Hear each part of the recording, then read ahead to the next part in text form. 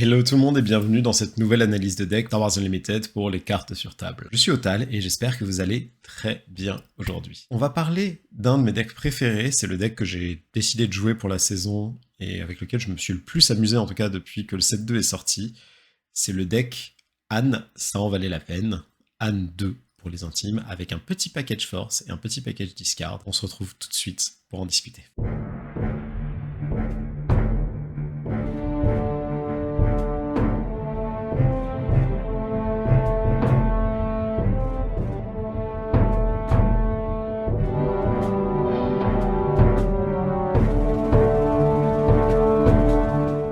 Le leader Han 2 avait déjà fait une petite apparition dans la méta au début du set. Le but c'était vraiment de mettre des grosses unités hyper chères très très tôt dans la partie. Malheureusement ça n'avait pas tenu parce qu'en fait le ramp était trop lent. Et là à la Gen Con, le deck est revenu et avec un kit bleu, j'ai beaucoup joué le deck là ces derniers temps et je l'ai trouvé vraiment cool et je me suis dit que j'allais faire une petite vidéo dessus pour vous en parler parce que ça pouvait vous intéresser. Et au pire, comme ça, vous aurez des chances de le croiser de toute façon dans vos parties locales, donc au moins vous saurez comment le deck fonctionne et vous saurez à quoi faire attention. On va parler du leader et de la base. Le leader, Han Solo, ça en valait la peine, donc c'est la version jeune de Han, a pour effet que, une fois par tour, puisque vous devez l'incliner, vous pouvez jouer une unité et elle va coûter 1 de moins, et elle va subir 2 dégâts. L'intérêt principal de cet effet, va être de vous permettre de jouer des unités un tour plus tôt, et notamment soit des unités qui ont tellement de points de vie que c'est pas très important, soit des unités qui vont avoir un effet lorsqu'elles arrivent sur le terrain qui va être marquant. Je pense notamment à un Luke Skywalker qui va arriver en mettant -3/-3 ou -6/-6 à l'adversaire, ou un Dragon Crate qui a tellement de points de vie que ce soit une 18 ou une 10-10, l'impact va vraiment être négligeable. Pour ce qui est de la base, j'ai choisi le Maret d'Agoba. Ça peut être n'importe lequel, tant que c'est une base bleue, puisqu'on a besoin de cartes bleues, notamment tout le package force qui existe. La stratégie générale du deck, ça va vraiment être un deck mid-range. Ce qu'on appelle mid-range, donc c'est les decks qui vont être situés entre l'aggro et le contrôle et qui vont essayer de faire l'opposé selon le match-up qu'ils vont affronter. Donc par exemple, lorsque vous jouez face à un deck contrôle, vous allez plutôt essayer de terminer la partie rapidement et l'empêcher de mettre en place son plan de jeu. Par exemple, face à un Palpatine, le but c'est de lui avoir mis tellement de dégâts avant qu'il se déploie que même en se déployant et en vous volant une unité, il n'arrivera pas à revenir dans la partie. Inversement, face à un deck d'aggro, vous allez prendre un peu cette casquette de contrôle où, vu que vous pouvez jouer des unités moins chères que l'adversaire, vous allez potentiellement avoir plus d'unités sur le terrain au début de partie et pouvoir gérer un petit peu son board et éviter de prendre des grosses menaces. C'est aussi aidé par le fait que vous avez accès à toute une partie de cartes contrôle. C'est pour ça qu'on joue Vigilance, l'aspect Vigilance notamment. Vous allez voir, c'est pour le coup un build hyper intéressant parce qu'il est très adaptable, très flexible. Il faut juste garder en tête que ce qui est important, c'est de contrôler le terrain. Vous avez besoin de contrôler le terrain avant de jouer vos cartes, vos grosses cartes, vos cartes clés, parce que sinon, en fait, vous allez juste reperdre la tempo immédiatement. Donc, dans les deux cas, que ce soit face à aggro ou contrôle, vous voulez être celui qui a la maîtrise du board. S'il y a une leçon à mémoriser sur ce deck, pour moi, ça va être ça. Donc, qu'est-ce qu'on essaye d'avoir quand on garde cette optique? Donc, la main de départ est mulligan. On a pas tant que ça d'unités qui coûtent 2 ou moins dans le deck, mais on a l'option, grâce à notre leader, de jouer aussi les unités qui coûtent 3 ou moins au premier tour. C'est pas ce qu'on veut en tant que tel. Pour le premier tour, on a vraiment envie de jouer des unités qui coûtent 2, mais c'est important de se dire qu'on a l'option si jamais.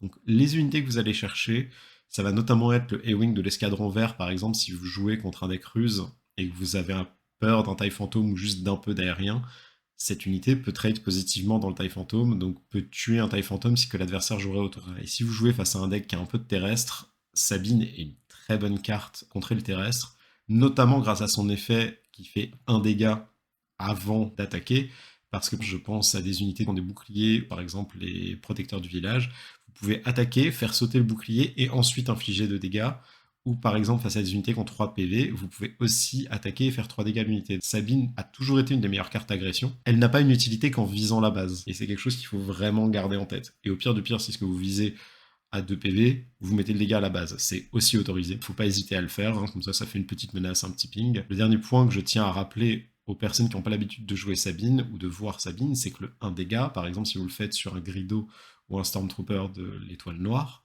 vous faites un dégât avant le combat, donc l'unité adverse a été détruite et la vôtre n'a pas pris de dégâts.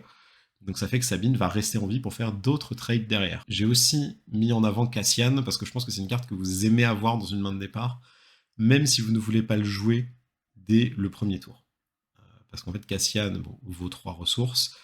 Le jouer dès le premier tour avec votre effet de leader pour en faire une 3-3, ça le rend vulnérable justement au Stormtrooper de l'étal noir, à Grido, à une Sabine, à toutes ces cartes qui peuvent faire 3 dégâts, et donc pour moi c'est pas idéal. Mais par contre c'est une carte que vous aimez beaucoup avoir, soit pour la mettre en contrebande, et quand vous avez 5 ressources, pouvoir la redresser et attaquer des choses avec directement, donc avec une 3-5, soit la jouer sur le tour 3, parce qu'un body 3-5 au tour 3, c'est hyper fort, les 5 points de vie et les 3 d'attaque, ça vous permet de gérer souvent plusieurs unités. Ça ne veut pas dire qu'il faut le chercher spécifiquement, c'est-à-dire que vous serez toujours content de l'avoir dans la main de départ. Il y a aussi une autre carte qui est très sympa, que j'ai pas mise dans les 3, qui est R2D2, puisque techniquement vous pouvez le jouer gratuitement grâce à votre leader.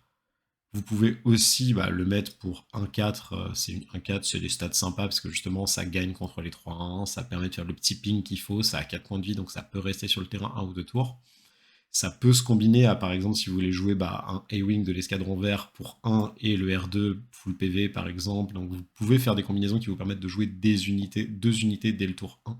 Et en plus R2 du coup a son effet une fois joué et en attaque qui vous permet de regarder la carte du dessus de votre deck, ce qui vous permet d'aller chercher les outils dont vous avez besoin dans votre match-up. Ce qu'il faut, c'est vraiment avoir des cartes capables de gérer et d'avancer votre plan de jeu. Donc, votre plan de jeu, on en a parlé un petit peu plus tôt, mais du coup, quelles sont les cartes clés qu'on a dans le deck? Les cartes clés, concrètement, c'est le package qui a le plus fait parler du deck et c'est le package grâce auquel le deck est fort.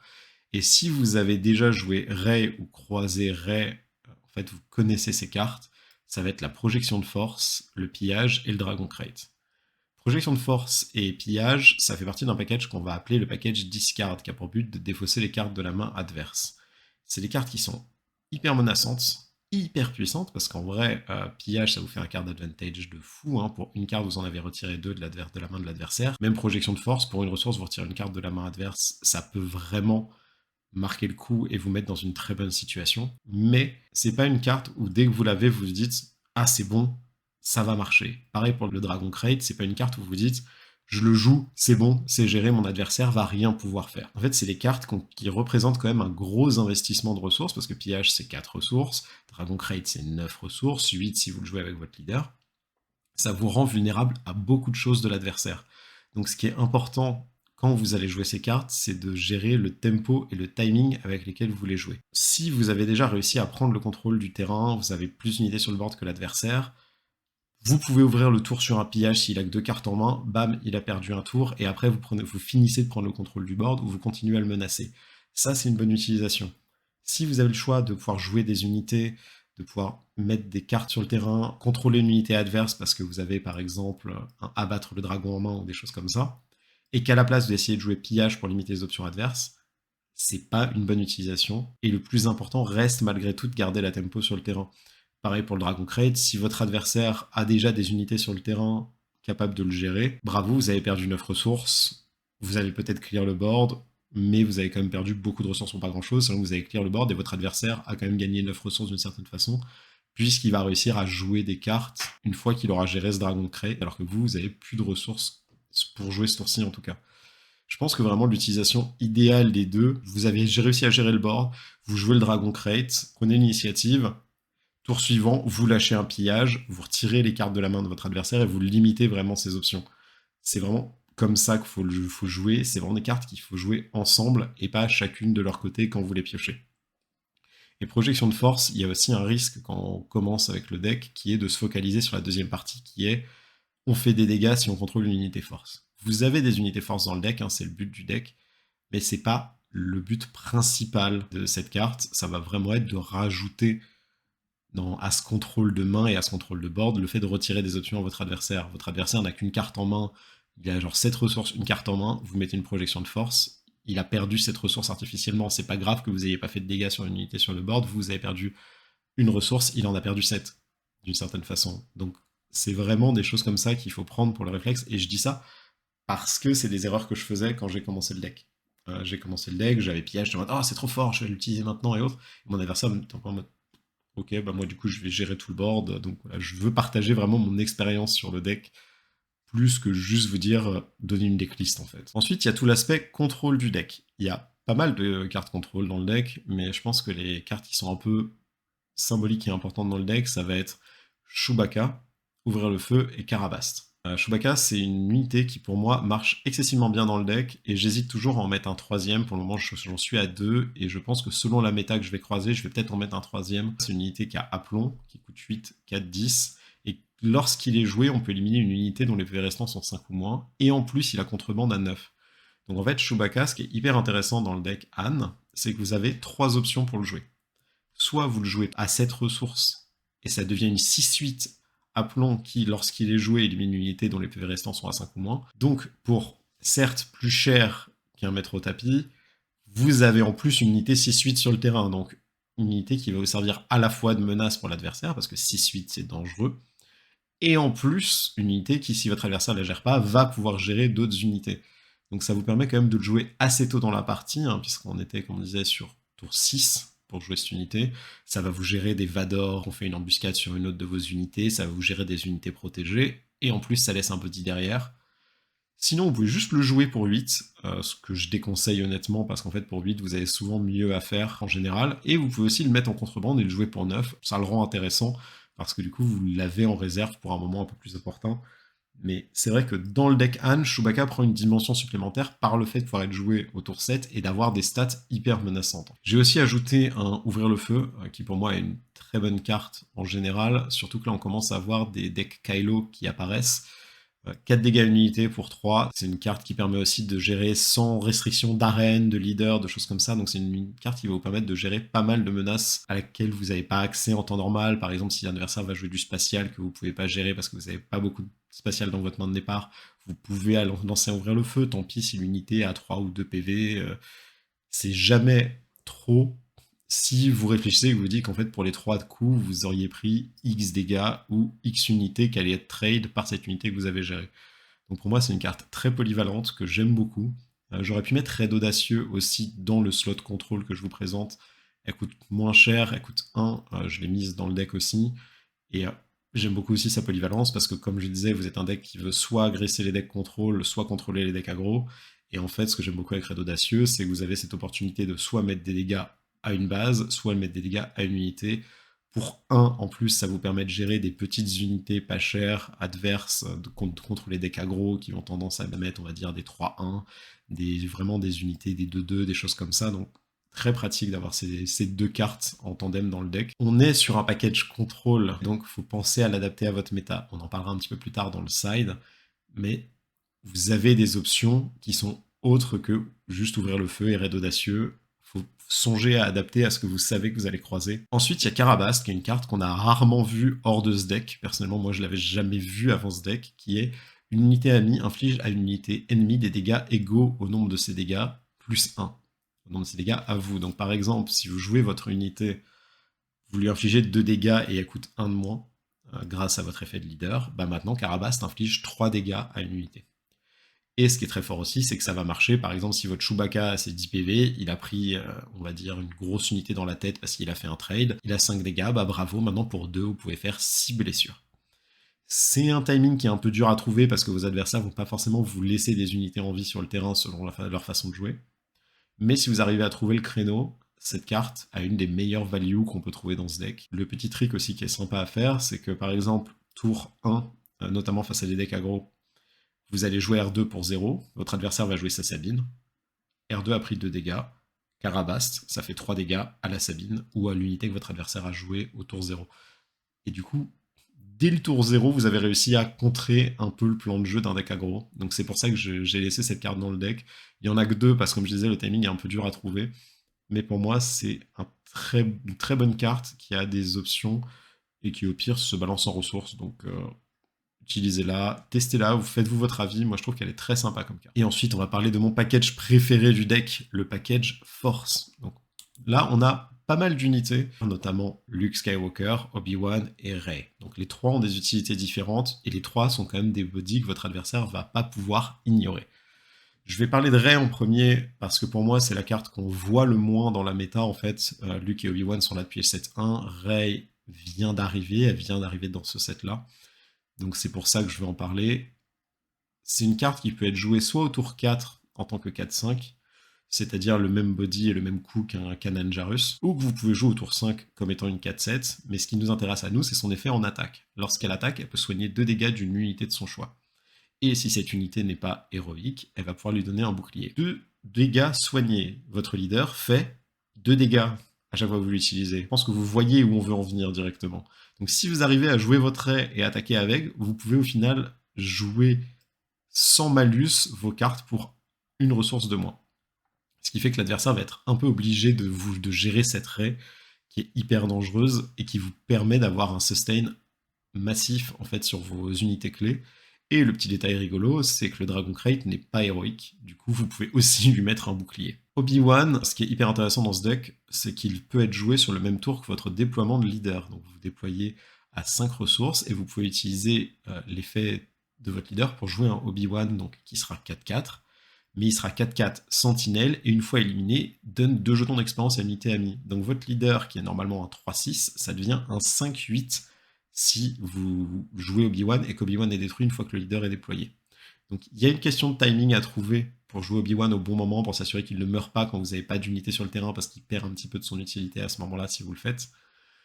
Et en plus, après il a son côté, si vous mettez les jetons d'expérience à l'unité force, vous piochez une carte. Donc si vous avez déjà joué votre Rey au tour d'avant, par exemple, qu'elle a survécu, vous mettez Obi-Wan, Obi-Wan se fait tuer, Rey devient une 6-9 qui peut soigner des unités alliées. Là, tout de suite, ça va se déclencher, et en plus, vous piochez une carte. Donc, que demande le peuple? Que demande le peuple? Le peuple demande Luke Skywalker, un tour plus tôt que dans tous les autres decks. Luke, 6-7, récupération 3, une fois joué, donne -3/-3 à une unité ennemie pour cette phase, et si une unité amie a été éliminée à cette phase, vous donnez -6/-6 à une unité ennemie à cette phase. Rien que pour le removal que ça représente, cette carte, on a envie de la jouer. Le fait que ce soit du -3/-3, du -6/-6 et pas des dégâts, ça vous permet de jouer autour de plein de choses. Ça vous permet de jouer autour des boucliers, ça vous permet de jouer autour de l'armure de Boba, ça vous permet de jouer autour du taille fantôme. Ça a vraiment une polyvalence de fou. Et si une unité amie a été éliminée à cette phase, c'est facile d'éliminer une unité amie en fait. Si votre adversaire vous met des trades parce que par exemple vous avez joué Obi-Wan au tour d'avant et il a tué Obi-Wan, bah bravo, vous avez activé Luke. Vous-même, vous pouvez décider d'envoyer une unité trade d'une unité adverse pour activer Luke et lui mettre un -6/-6. Et au pire du pire, souvent le -3/-3, ça suffit. Et que ce soit une 6-5 au tour 5 ou une 6-7 au tour 7, entre son effet d'activation, ses stats et sa récupération, ça fait aussi partie des menaces que l'adversaire va être obligé de gérer. Donc franchement, je trouve que là, ce trio 5-6-7, Rey, Obi-Wan, Luke est vraiment hyper fort. C'est un package qu'au début je jouais pas parce que je pensais que Kanan avait une meilleure place dans le deck. Et maintenant que j'ai un peu plus de répétition sur le deck et que j'ai pu essayer de combiner ces 3 cartes, je suis devenu super fan, alors que j'avais pas particulièrement confiance dans Rey et Obi-Wan quand j'ai commencé à tester le build. Donc franchement, si vous n'êtes pas convaincu, testez-le, essayez-le, et vous verrez, vous me direz ce que vous en pensez dans les commentaires, faut pas hésiter. En tout cas, moi j'aime beaucoup ce package. Pour donner quand même une information complémentaire, on a 2 autres unités force dans ce build. On a Yoda, donc qui se joue au tour 3, qui a une 2-4, récupération 2, et lorsqu'il meurt, vous choisissez autant de joueurs que vous voulez qui vont piocher une carte. Normalement, vous allez vous choisir vous-même et pas l'adversaire. C'est une carte qu'il ne faut pas hésiter à jouer, même si vous savez que votre adversaire va la gérer. Parce qu'encore une fois, c'est une question de tempo. Si votre adversaire attaque Yoda, c'est 4 dégâts que vous n'avez pas pris à la base. C'est à peu près la même chose que si Yoda attaquait une fois à la base adverse, puisqu'il faisait 2 dégâts et vous soignez 2, donc ça fait un différentiel de 4. Si l'adversaire tue Yoda, c'est 4 dégâts que vous ne preniez pas, et en plus, il vous fait piocher une carte, donc il ne faut vraiment pas hésiter à le jouer. Et l'autre carte qu'on a, c'est la légendaire Mace Windu, qui sert à la fois de removal, parce que c'est une unité charge, mais en plus, vu qu'il se redresse une fois qu'il a chargé, ça vous permet de gérer les boards remplis de petites unités, et ça vous permet aussi d'avoir une grosse menace pour les adversaires, surtout si vous avez par exemple une Rey à côté, qui peut le soigner, genre par exemple vous faites l'embuscade avec Mace Windu, vous attaquez avec Rey pour soigner Mace Windu, il retourne tuer autre chose, il se redresse, etc. Donc Il y a pas mal de petites combinaisons comme ça qui sont hyper intéressantes avec le package force. N'hésitez pas à faire des tests, à jouer avec ça. En tout cas, moi j'aime beaucoup le package force et c'est principalement la raison pour laquelle je joue ce deck et je joue le côté lumineux, sinon je jouerais le côté obscur. Je vous ai aussi proposé un petit sideboard pour aller avec le deck. Déjà, j'ai mis un tech en x1. Il y a déjà un tech dans le deck, donc ça vous permet d'en avoir un deuxième pour les match-up control où le tech risque d'être en danger, de se faire remove assez rapidement. Ça vous permet donc de jamais vous épuiser puisque vos ressources deviennent des cartes. Donc pour moi, c'est une de ces cartes qui est hyper intéressante une fois qu'on a cerné son timing. Ouvrir un passage qui peut notamment remplacer soit les raids audacieux, soit ouvrir le feu quand vous savez que vous jouez par exemple face à un deck Tarkin TIE Phantom, parce qu'ouvrir un passage vous permet de gérer les cartes en leur retirant des stats au lieu de faire des dégâts, et ça vous soigne. Vigilance, une de mes cartes préférées du jeu, vous le savez si vous suivez notre chaîne depuis quelques temps. C'est une des cartes les plus polyvalentes du jeu, il y a quand même beaucoup d'options. Vous payez le surcoût, elle vous coûte 6 parce que vous n'êtes pas double bleu, c'est pas grave, ça vaut largement le coup. Moi je la rentre notamment quand je vais jouer contre contrôle, parce qu'en plus de défausser les cartes de la main adverse à un bon timing, vous défaussez son deck. Donc vous dites à l'adversaire, en fait non seulement t'as pas de ressources en main, mais en plus tu vas plus en avoir dans ton deck. Et vu que vous contrôlez le board à côté, ça va vraiment l'empêcher de jouer. Je vais pas dire que c'est fun pour l'adversaire, mais en tout cas c'est comme ça que ça fonctionne, et c'est comme ça que je trouve ça vraiment intéressant. Pour ça que je trouve ça intéressant de l'intégrer. Ça vous permet de vous soigner, techniquement vous pouvez même la rentrer contre aggro, parce qu'il y a du removal, du heal, vous pouvez mettre un shield sur le Dragon Crate, enfin il y a plein d'options à faire avec Vigilance, donc c'est une carte, je vais peut-être la mettre en main deck à un moment ou à un autre. Ensuite, il y a la chute du rival, donc une des raisons pour lesquelles on joue Vigilance. Je l'ai mise qu'en x1, parce que normalement on n'a pas besoin de beaucoup, on a déjà beaucoup d'options de removal dans le deck avant, mais ça vous permet de gérer ce que vous ne pouvez pas forcément gérer autrement, donc un leader Boba qui va avoir son armure, un leader Dark Vador, tous ces leaders qui ont trop de PV pour être éliminés par un Chewbacca, par un Open Fire, enfin ouvrir le feu, ou toutes ces cartes-là, la chute du rival est là pour ça. Et enfin, la dernière carte que j'ai mise dans le side, c'est cible prioritaire en x3, que vous pouvez entrer face au deck aggro, parce que les decks aggro ont tendance à jouer beaucoup de petites unités, à des unités qui sont très souvent uniques. Je pense notamment à Sabine ou Kylo, qui vont vouloir jouer des uniques. Et grâce à cible prioritaire, vous pouvez mettre ça et vous soignez 6 PV une fois que l'unité est éliminée. Vous avez des ressources, vous avez des cartes avec lesquelles vous pouvez gérer ces unités adverses. Donc si vous timez bien la cible que vous mettez, vous gérez cette unité, vous pouvez vous retrouver à avoir jusqu'à 18 PV de soigner grâce à cible prioritaire. Je parle bien dans le meilleur des cas, parce que là c'est un peu miraculeux de se soigner 18. Et en plus, ça peut forcer l'adversaire. Par exemple, aggro, ils ont un moment dans le plan de jeu où ils vont se dire je dois trade parce que telle unité va me trade plein d'unités, sauf si je gère telle chose, etc. Si vous mettez la prime, si vous savez reconnaître ces menaces et que vous mettez la prime sur cette unité adverse qu'il voulait trade, vous le forcez à soit ne pas trade et du coup vous mettre une situation avantageuse, soit vous trade en échange de 4 à 6 points de vie. Donc voilà, c'est vraiment une carte qui, lorsqu'on la joue de façon intelligente, va aider très fort, et au pire du pire, même si vous la jouez entre guillemets mal et que vous la mettez juste sur l'unité adverse en vous disant je vais la tuer, bah ça marche très bien parce que ça vous fera quand même 4 PV. N'hésitez pas à la rentrer dès que vous jouez contre aggro, moi je trouve que c'est une très bonne carte. Il y a des cartes contre aggro qui vous serviront pas, je pense notamment à Tech. En vrai, le Dragon Crate, ça va être très dur de le placer contre aggro parce que si le temps que vous arriviez jusqu'à lui, la partie sera terminée, donc faut pas hésiter à retirer ces cartes-là pour entrer des cibles prioritaires dans ces match-ups. La decklist finale, donc, elle est disponible dans les commentaires. Je mettrai le lien directement de mon profil SW Cards où il y a tous les decks que je vais présenter et les decks que je joue dans les duels, donc vous aurez le lien directement. Je vais aussi mettre le lien de l'article que vous avez vu en soutien, qui est l'article de chez Sabak, donc vous connaissez le blog de Sabak si vous nous suivez. Donc voilà, la decklist que j'appelle finale, dans le sens où elle est finale pour le moment. Peut-être qu'elle bougera au fur et à mesure, c'est toujours ce que je conseille aux gens. Adaptez-la à votre gameplay, adaptez-la à votre méta, adaptez-la à ce que vous croisez. Moi, par exemple, les raids audacieux, c'est ce que j'ai ajouté dans ma version, parce que je sais que je joue face à des gens qui beaucoup swarm le board avec plein de petites unités. Si vous êtes dans une méta où il y a plus de taille fantôme, mettez-les ouvrir le passage. Enfin, c'est ce genre de choses qu'il faut vraiment pouvoir prendre en compte, qu'il faut adapté à chaque instant. C'est pour ça que les decks mid-range et contrôle sont aussi plus durs à prendre en main, c'est qu'il faut savoir s'adapter à ce que vous croiserez. Donc n'hésitez pas à le faire. N'hésitez pas à me dire dans les commentaires si vous avez fait des changements, si vous avez testé la liste, ce qui vous a plu, ce qui vous a pas plu, s'il y a des choses à améliorer. En tout cas, j'espère que le deck vous a plu, j'espère que vous allez vous amuser. Moi, je le trouve hyper fun. J'adore jouer avec, je pense que ça va être mon deck pour ce set. Il est intéressant, on sent la courbe de progression quand on le joue, on sent quand on fait des erreurs et on sent qu'on est puni, on sent qu'on n'est pas puni parce qu'on n'a pas de chance, on sent vraiment que c'est une question de gameplay, de façon de jouer. Donc je peux vraiment que le conseiller, essayez-le si vous avez les cartes. Et en tout cas, merci à tout le monde pour votre soutien, merci d'être là à chaque fois. Si ça vous a plu, n'hésitez pas à mettre un petit commentaire en dessous, à vous abonner à la page ou à nous rejoindre sur Discord pour qu'on discute, pour qu'on passe un bon moment. Et je vous dis en tout cas à la prochaine. Ciao tout le monde.